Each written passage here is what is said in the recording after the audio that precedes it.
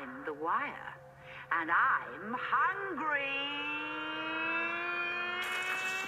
Blimey, this episode will put kids off TV for life. You know what? Every kid will just want to read books after this episode.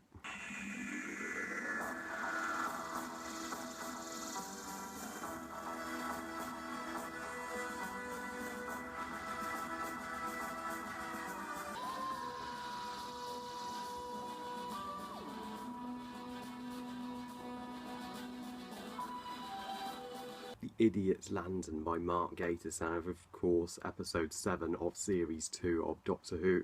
Now the Idiot's Lantern tells the story of the Doctor and Rose landing in London at the time of the Queen's coronation and the early days of TV.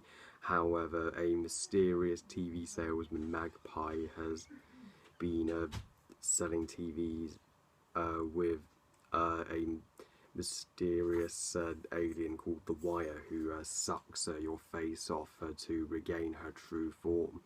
Now, the Idiot's Lantern is probably Mark Gatiss's first script that he ever wrote for Doctor Who. I don't know, but he has not been the most popular writer for the show by any means. He wrote Victory of the Daleks from Series 5, which I loved, but everyone else hated, and he wrote Cold War, which again I liked, but a lot of people didn't, and he wrote the absolutely despised Sleep No More from Series 9, which I didn't think was that bad, but everyone absolutely hated it. But The Idiot's Lantern is considered one of the worst stories of Series 2. It's unbelievable how much people don't like this episode. Some even flat out hate it, and while it's not a particularly great episode by any means, it is far from a great episode, and it certainly is one of the weaker stories of Series 2.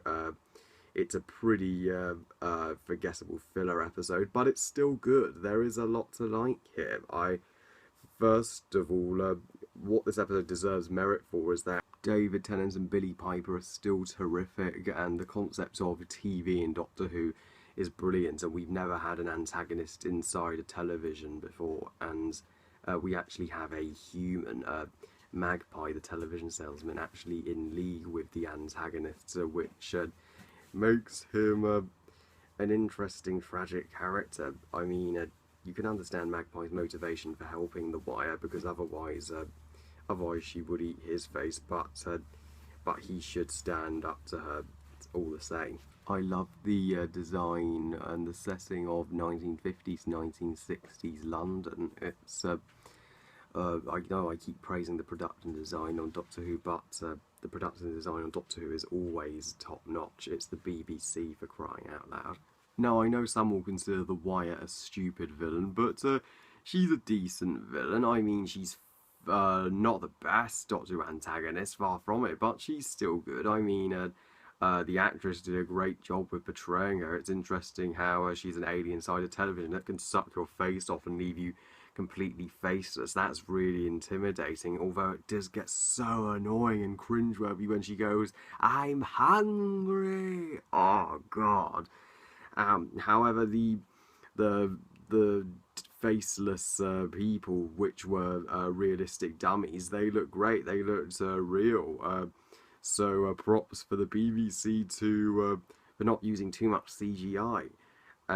However, this story is nowhere near perfect. Like I said, it is one of the weakest stories of Series 2, and here's why. What holds it back from its full potential.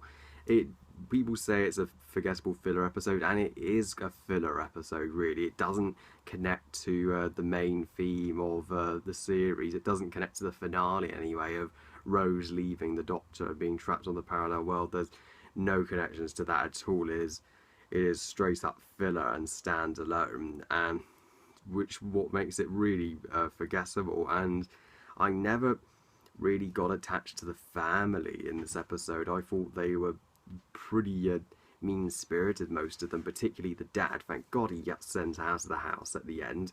However, the only one I came close to being likeable, I thought, was the grandma, who sadly got her face off at first, but got her face back at the end, thank God. She was pretty good, but the rest of them I really didn't care about. And the episode really doesn't get very dramatic until the climax, when the doctor's pursuing Magpie on the tower and he's connecting the wire to the cable, so 20 million people will get their faces fed off when they watch the coronation. Before that, most of the episode is pretty slowly paced, and Rose, sadly, this is supposed to be Rose's defining series because she leaves, but sadly she, just like in The Girl in the Fireplace, has little to nothing to do in this episode. I mean, I was so disappointed that she was the damsel in distress and the one who got her face sucked off. Mark Gatiss, you are better than that.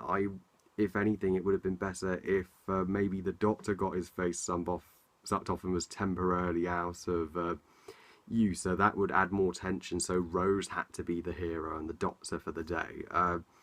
But no, they just make Rose the damsel in distress and give her little to nothing to do.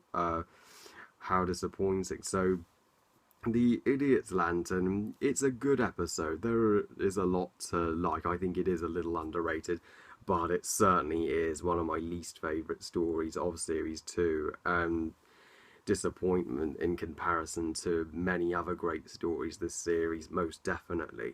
But still worth the watch. I give The Idiot's Lantern 3.5 stars out of 5. Yeah, I did expect more considering Series 2 is one of my personal favourites, but thank God the next story was infinitely better. Well, I love you guys. Thank you all for watching. What do you think of The Idiot's Lantern? Please comment, let me know. Please like this video and subscribe. Please follow me on Twitter and on Google+. And I'll see you all next time when I review The Impossible Planet and The Satan Pit. Bye, guys.